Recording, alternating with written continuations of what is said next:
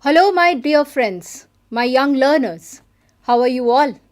I hope you are spending your time with your parents and friends, enjoying every bit of it, and making every moment a memorable and a meaningful one.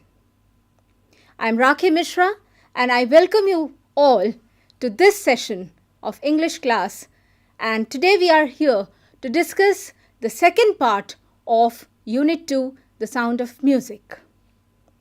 My dear children, without wasting any time now, let me just tell you about what we discussed in part 1, because it is also related to it, because the common thing between part 1 and part 2 is music.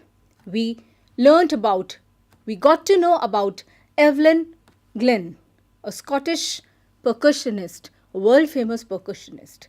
Now she is from a different part of the world. In the second part, you are going to read about something which is your own. And I think you have guessed it. Yes, my dear children, it is about the world of music of your own country, that is India. See the words, what it says. The famous quote, where words fail, music speaks. What does it mean? Music does not need any words to express. You don't need anything to talk or to tell what music gives you, what music explains, what music or how music connects you. Where words fail to express, music speaks. And this is true not only through vocal music, but we have hundreds of varieties of musical instruments which our Indian musicians have played, and not only played, they have popularized, they have taken this Indian music, Indian classical music throughout the world, throughout the globe, and people all around the world, they are appreciating, they are learning this Indian classical music, whether it is in a dance form or in a vocal form or in the instrumental form. See these clippings. What do we see? The world famous Indian musicians. Yes, we have Pandit Hariprasad Chaurasia ji, who is known for his beautiful skill on flute. Then we have Ustad Vilayat Khan ji. He is a very famous, world famous sitarist. We have Ustad Zakir Hussain ji. You can see the instrument, no need to tell. Yes, it's tabla. We have Pandit Ram Narayan ji, and he is on sarangi. This instrument is sarangi. And next we have Ustad Bismillah Khan ji, and he is on his shehnai. And we have Ustad Amjad Ali Khan ji on sarod. And this is a very small list, you can say, very few clippings. We have many more instruments which are being played in our country by various musicians. And not only by the Indian musicians, in fact, we have several such musicians who have taken this Indian classical form, Indian instruments to various parts of the world. Of course, this music does not restrict itself to any country or any region. It travels throughout the globe. It has always believed in exchanging and learning from oneself, from each other. Now, today we are going to know about the life of this great Indian musician, Ustad Bismillah Khan ji. And I think I'm sure all of you have heard the name of Ustad Bismillah Khan ji. Because whenever we happen to listen to Shehnai from Red Fort, it is he who plays it. And he is the one who had played it for the first time on 15th August 1947 from Red Fort. So we have this opportunity, or text has given us this opportunity to know more about him, to know the details about his life, his childhood days, how he had brought the concept, how he took this the instrument to the people, to the masses, and he did not limit it to only the marriages and only in the temples. He made it an instrument which was being learned and practiced and made it as a profession for several musicians. So let us read about him through your text. Ustad Bismillah Khan, he was born on 21st March 1916 and he left us in the year 2006. It's not quite, it's just hardly a few, some years back that we lost him, and he lived for 90 years. But he has whatever he has left, and you can say that he was the soul of Shehnai, right? So we can read about him. Let us start it. Now first, let us see how this concept of or the birth of the instrument Shehnai. Initially, we didn't have Shehnai. It was a different instrument called pungi. And from where this origin, what is the origin of this instrument Shehnai? Let us read it. Emperor Aurangzeb banned the playing of musical instrument called pungi in the royal residence, for it had a shrill, unpleasant sound. Pungi became the generic name for reeded noisemakers. Reeded means those who were making these instruments, instruments which are wind instruments, right? And became a generic name for reeded noisemakers. Few had thought that it would one day be revived. A barber of a family of professional musicians who had access to royal palace decided to improve the tonal quality of the pungi. He chose a pipe with a natural hollow stem that was longer and broader than the pungi and made 7 holes on the body of the pipe. So this is how the origin is. Actually the first instrument was pungi, and how the modification was done to that instrument, and another instrument was took birth. And what was it? That was the Shehnai. And you can see in the picture how pungi looked, and then the types of Shehnai that is also shown in the second clipping. When he played on it, closing and opening some of these holes, soft and melodious sounds we reproduced.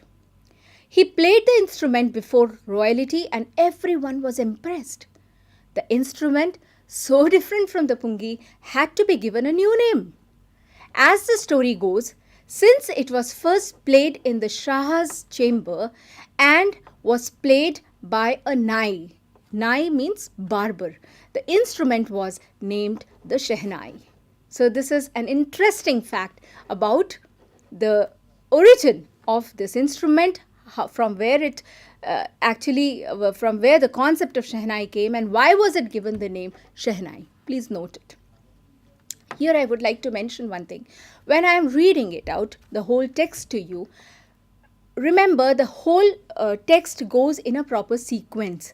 What you need to do is, while I am reading and discussing with you, you just need to just note what this paragraph is talking about. Like what first paragraph has highlighted is about the origin or the birth of Shehnai. So this is how you are going to make small notes while we are discussing, right? Okay. Then second paragraph. The sound of the Shehnai began to be considered auspicious. Auspicious means something which is very good for the occasion, and here it is because it was played in the temples, it was played during the marriages, so it was considered to be auspicious. And for this reason, it's still played in temples and is an indispensable component of any North Indian wedding. There was a time Now the concept has changed, but there was a time when Indian wedding, especially the North Indian wedding, you'll always find either somebody is playing there or you'll find the records being played for everyone to enjoy that beautiful, melodious, soothing, pleasant sound of Shehnai. In the past, the Shehnai was part of Naubat or traditional ensemble of 9 instruments found at royal courts. Till recently, it was used only in temples and weddings. So there was a restriction. It was not a common instrument to be played or learned or practiced or understood by common people, but it was only for certain places and it had only temples and weddings. The credit for bringing this instrument onto the classical stage to make it as a classical instrument, the credit goes to Ustad Bismillah Khan. As a 5-year-old, now let us see what happened in his childhood days, his early life. As a 5-year-old, Bismillah Khan played gilli danda. Gilli danda is, there is a small gilli and a stick and you play it. This is a very common,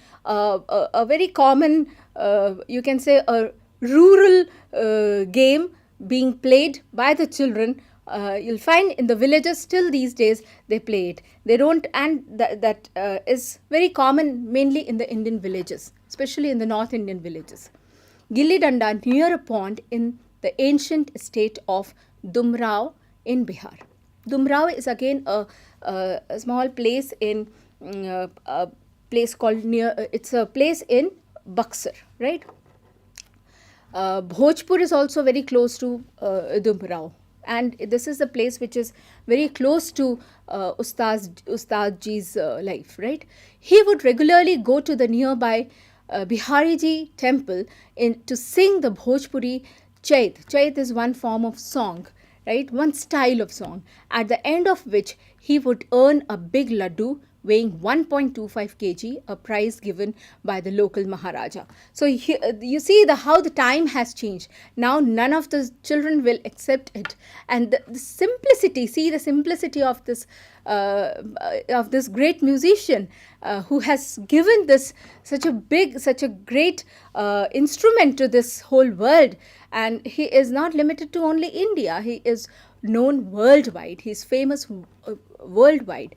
And if you see his childhood days, it's so simple. He was so satisfied with this kind of a prize given to him by the local Maharaja. Later on, you see what awards he received in his life. This happened 80 years ago, as I said, when he was hardly 5 years, right?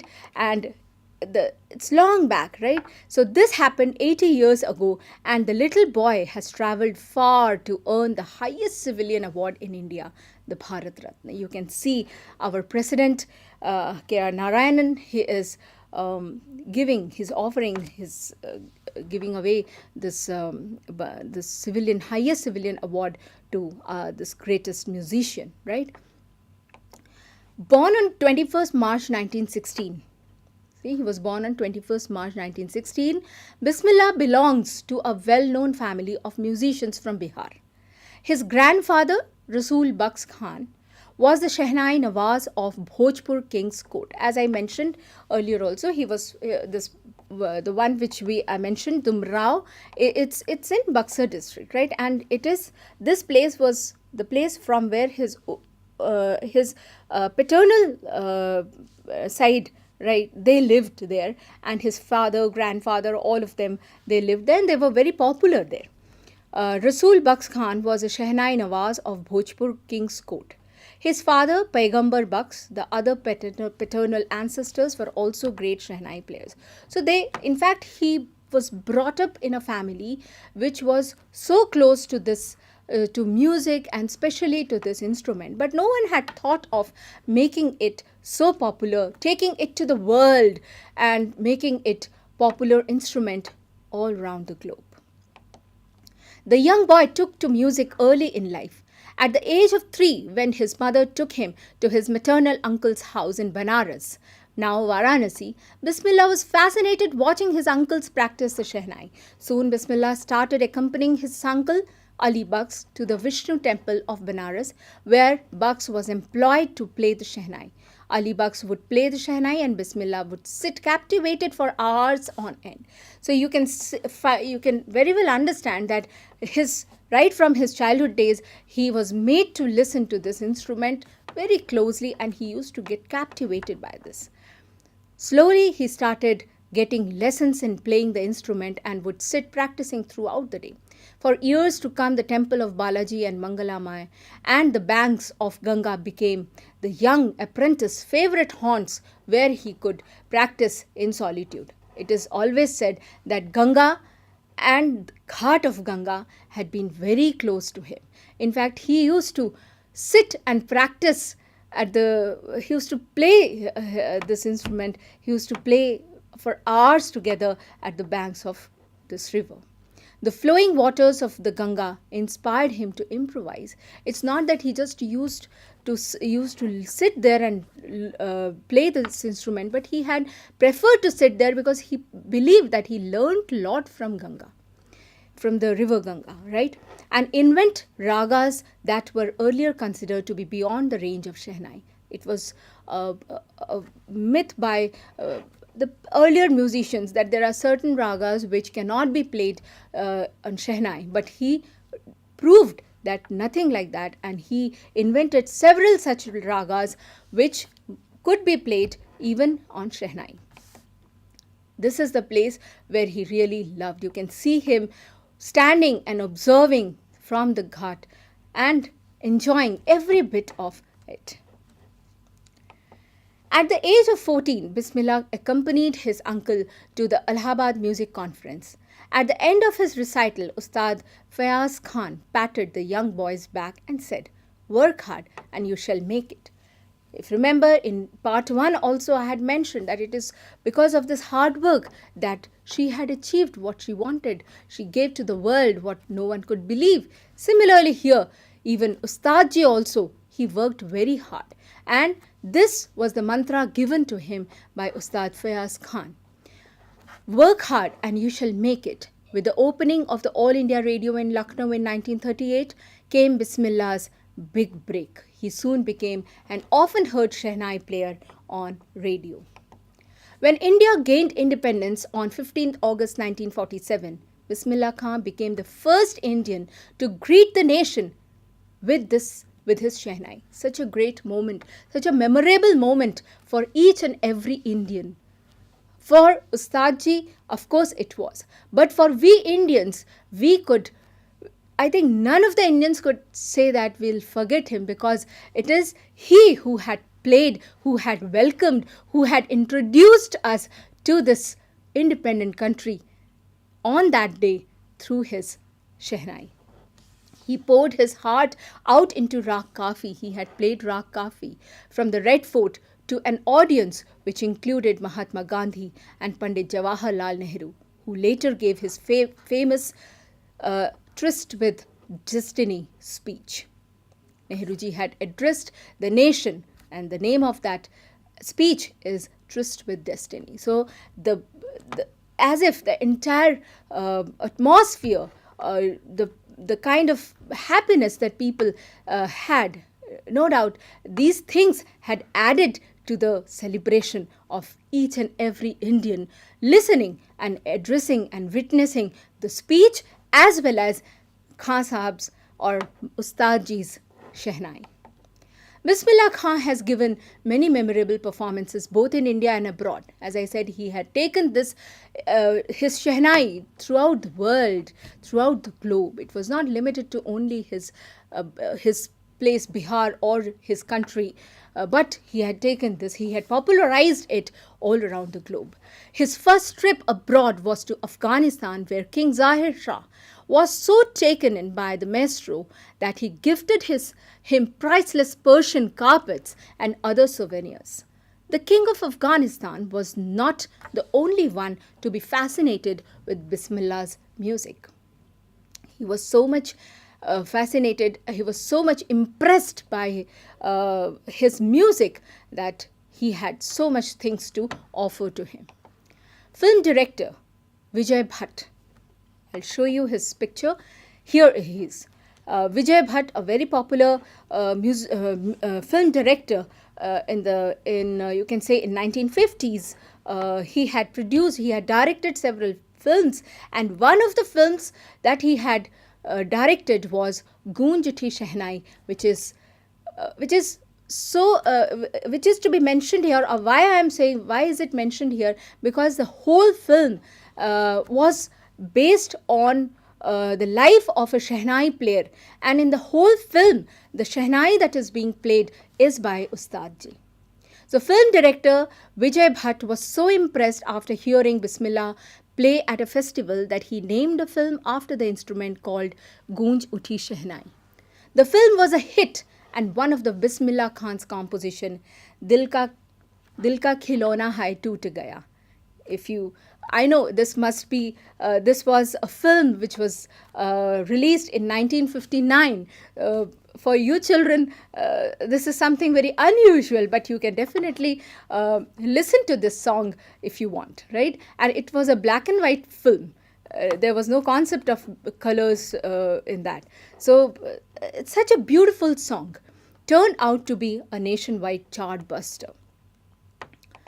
Despite this huge success in the celluloid world, celluloid means related to films, Bismillah Khan's ventures in film music were limited to two. One is Vijay Bhatt's Goonj Uthi Shehnai, and another was in a South Indian film that was Vikram Srinivas was the producer, and he had produced Kannada venture Sannadhi Apanna. This is another film which is also based on the life of a Shehnai player, right? I just can't come to terms with artificiality and glamour of the world, film world, he says with emphasis. Had there been, it's not that he was not offered chances or he was not offered, he had lot of opportunities in the film world also. But what is the thing that he has mentioned here? You please note it, that he was not, he had a very negative opinion about the world, the film world, and he said that he does not he's not very comfortable, or he does not appreciate that artificiality and the glamour of that film world. So he wanted to just quit from there, and he never encouraged any of the offers from the film world. Awards and recognitions came thick and fast. Now for him, awards and recognitions, if you see his the documentaries, or if you see the interviews, you'll find the room where he had spent his life in Varanasi. It's in a very small congested lane, very normal, very simple life. And if you go and see, it's the entire house is filled with all the awards and recognitions that he had received throughout his life. So these things had never made him, never changed his personality. He remained a very simple man throughout his life. He led a very, very simple, a very humble person, very down to earth person, and he had never shown any kind of arrogance, or never took it as a matter of you can say something that would reflect in his personality for his recognition all around the world, but he preferred to remain as a very simple and humble person. Awards and recognition came thick and fast. Bismillah Khan became the first Indian to be invited to perform at the prestigious Lincoln Center Hall in the United States of America. He also took part in the World Exposition in Montreal. You see the platforms that he got.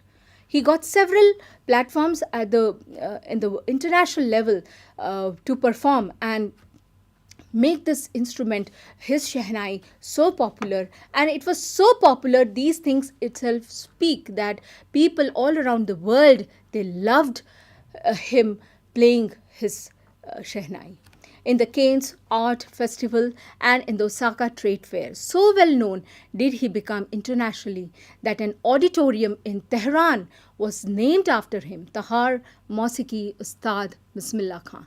So it's a great honor for a musician that a hall is named after him, and that too not in your country. You get recognition in your country, but getting a recognition in some other country, that it's a big achievement in one's life. National awards like the Padma Shri, the Padma Bhushan and the Padma Vibhushan were conferred on him. In 2001, Ustad Bismillah Khan was awarded India's highest civilian award, the Bharat Ratna. With the coveted award resting on his chest and his eyes glinting with rare happiness, he said, "All I would like to say is, teach your children music."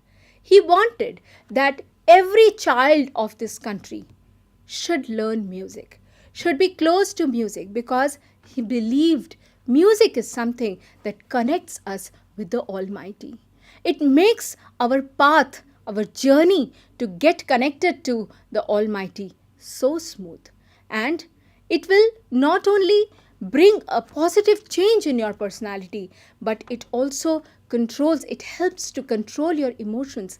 And you can, your emotions, your beliefs, everything will be reflected through your music. You don't have to use words for that to express your emotions. Use music to express your emotions. And he wanted that it is Hindustan's richest tradition. Music is Hindustan's richest tradition. So every child must be encouraged to learn music. And that's what I also would like to say, that children, if you ever get a scope, please do pursue some kind of music training, whether instrumental or vocal or any kind of dance form, but remain close to music. Even the West is now coming to learn our music. In spite of having travelled all over the world, Khan Sahab, as he fondly called, is exceedingly fond of Banaras and Dumrao, and they remain for him the most wonderful towns of the world. He never preferred to live anywhere else. He always wanted Banaras and Dumrao, and he spent almost a lot of his time, even in the last part of his life, also he spent in Banaras. A student of his once wanted him to head a Shehnai school in the USA, and the student promised to recreate the atmosphere of Banaras by replicating the temples there. But you know what was his reply? But Khan Sahib asked him if he would be able to transport river Ganga as well. Though he was a Muslim, but he never wanted the religion to be a factor in making his music or reaching to the people through his music. He always treated everyone equally. He was always he knew only one language, that is the language of music. And this river Ganga, as I had already shown you, that he loved to sit on the banks of river Ganga and practice and sit there and let the people enjoy his music. Later he is remembered to have said, "That is why whenever I am in a foreign country, I keep yearning to see Hindustan. While in Mumbai, I think of only Banaras and the holy Ganga. And while in Banaras, I miss the unique Matha of Dumrao." So if he is in Banaras, he misses his native village. Ustad Bismillah Khan's life is a perfect example of the rich cultural heritage of India. Absolutely. One that effortlessly accepts that devout Muslim like him can very naturally play the Shehnai every morning at the Kashi Vishwanath temple. You see the beauty of this man, how he has really proved the cultural exchange in our country. We are completely secular. This proves that he, being a Muslim, he used to play Shehnai every morning at the Kashi Vishwanath temple in Varanasi. So the life of this great musician, right, life of Ustadji, has not only shown us or has not only given us an idea of how he had spent, how he learned, what he did, where he lived, but he has given a message. His life is a message for all the Indians, for all the people, for all the music lovers, that we must talk in the language of music. We should not allow any other kind of barriers to come into the path of our love for music. If you really have love and a closeness, a close bonding with music, then forget who you are. Just understand that you are a music lover. Now, here we have some short questions for you from the text. Please do it. You have to read. If you want, you can read it once again, but these are just, you have to put a tick to the correct one. These are kind of MCQs, so you can see. Simple. Bismillah Khan's paternal ancestors were professional musicians, so you will not have any problem, I am sure. Just try it. This helps you in comprehending, having a better comprehension of what you just read. Very simple ones, right? Here is a small task for you. I have just modified this task a bit. What you need to do, you just got to know about Ustadji's idea or his views, his feelings on certain things. Like when it comes to migrating to the USA, he said that will you be able to bring the river Ganges there? So he wanted to keep himself very much rooted to his soil. He never wanted to shift from his place, and he never even had any desire to go and become famous in some other country. He was very, he loved his country a lot. Leaving Banaras and Dumrao, for all these things he had certain feelings. So what you need to do is you just have to pick out the lines or the words from the text, from the story that you have read, which talks about his feelings on these issues. Now we have certain questions for you. Question number 1. Why did Aurangzeb ban the playing of the pungi? Second, question number 2. How is a shehnai different from a pungi? Question number 3. Where was the shehnai played traditionally? How did Bismillah Khan change this? Let us go to the next question. Question number 4. When and how did Bismillah Khan get his big break? Question number 5. Where did Bismillah Khan play the shehnai on 15 August 1947? And why was the event historic? Question number 6. Why did Bismillah Khan refuse to start a shehnai school in the USA? All these questions can easily be answered by locating in the text. Go through the text carefully. These are all straight questions.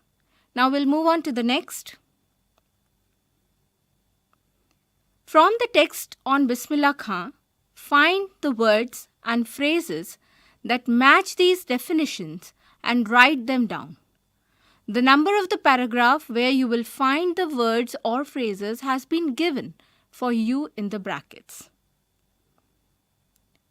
First one, you locate paragraph 1. The meaning is given to you, the home of royal people. Refer to paragraph 1. You can find out the word which means the home of royal people. Now go to paragraph 5. We have the meaning, the state of being alone. Again, you will find, you have to locate the word which means the state of being alone. Next, we have paragraph 2. Just go to paragraph 2. The word meaning is given to you, that is a part which is absolutely necessary. Locate the word which means a part which is absolutely necessary. Again, go to paragraph 5. You'll find a word which means to do something not done before. Now go to paragraph 13. The word meaning is without much effort. Paragraph 13. I hope you have been able to trace this word. The hint is given in the meaning itself. Then you have paragraph 9. Quickly and in large quantities. This is the meaning given to you. Find out. 2 words are there with the meaning quickly and in large quantities. Then, my dear children, you have next question. In this question, you have 2 meanings given in the bracket. You have to choose the correct one. When something is revived, what do we say? Remains dead or lives again? Next one. When a government bans something, it wants it to stop or to start. So it wants it stopped or started. You know it very well. This is the time when certain things are banned, so you can easily guess. Next we have when something is considered auspicious. You have certain auspicious occasions. Now you see whether it is welcome it or avoid it. Guess out of your own experience, previous knowledge also, you can easily find out which meaning is correct here. Then we have when we take to something, that means we find it boring or we find it interesting. Next, when you appreciate something, you find it good and useful or you find it of no use. You tell me. You are appreciated many a times in the class by your teacher.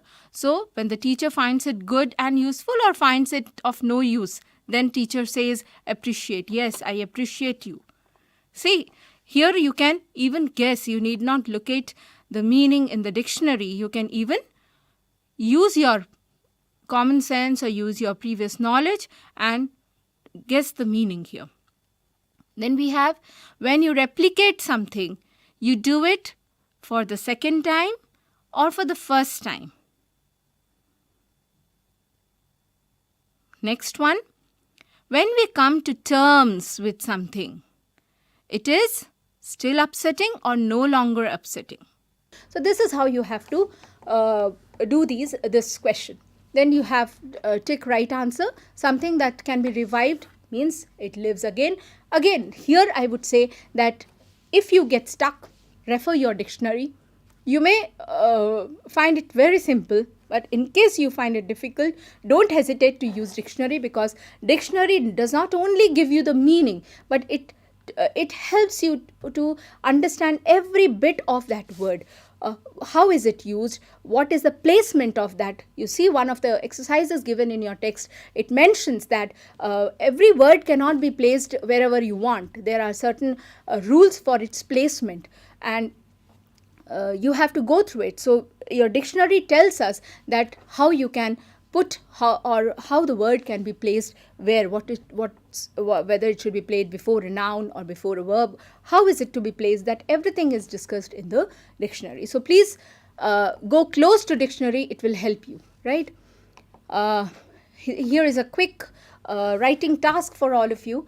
After reading part 1 and part 2 about Evelyn Glenn and Bismillah Khanji, I think you have got a kind of close association with the world of music. So now what I would do is, I want you to take up any other 2 musicians of India and find out, just collect the information, draw a biographical sketch of the 2 musicians. You are free to choose any 2, right? no restriction in for that matter, and you can choose any kind of instrumental or vocal or dance form, anything. You can just try it out. What do you learn? One most important thing, what do we learn from the lives of these two musicians? We have learned that if we have strong determination, if we work hard, if we have strong willpower, and if we are determined, nothing is impossible in this life. Nothing is impossible.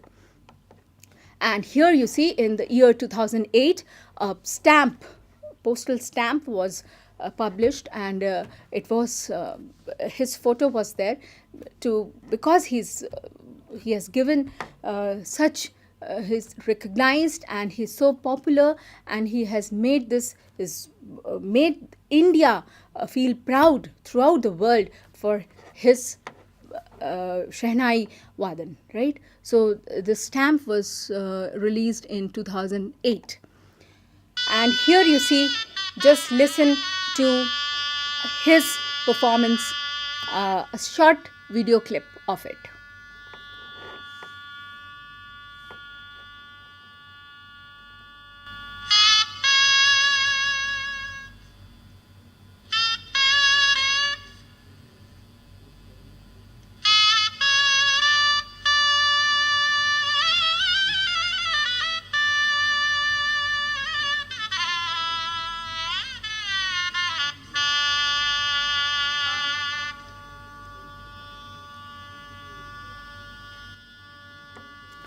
Just note here how he is enjoying his performance.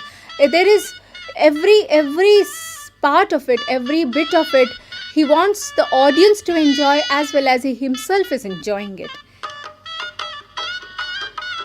Such a cool personality, and he is enjoying, and he is making everyone enjoy that, right? So, and if you want, you can see the source of it. You can go to that particular clipping and you can listen to it if you want to enjoy it once again.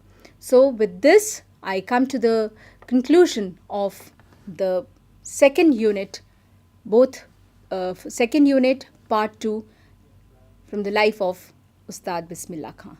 Thank you and have a nice day.